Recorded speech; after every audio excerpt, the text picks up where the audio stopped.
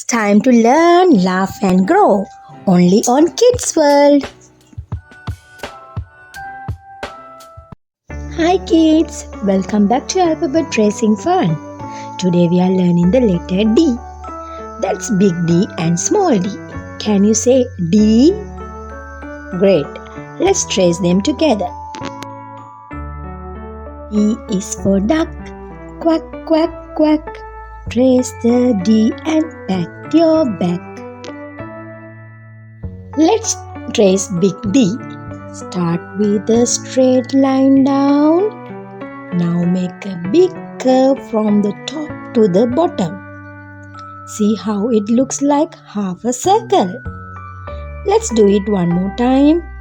Start with the straight line down. Now make a big curve from the top to the bottom. Awesome! That's the perfect capital D. Now let's trace a small d. Start with a small circle, then draw a straight line up and down, just like that. Let's trace it again nice and smooth. Start with a small circle, then draw a straight line up and down. Fantastic! You trace small d so well. Look, D is for duck. Ducks love to swim and say quack quack. Hey, you traced the letter D. You are doing an amazing job. See you next time for more alphabet fun.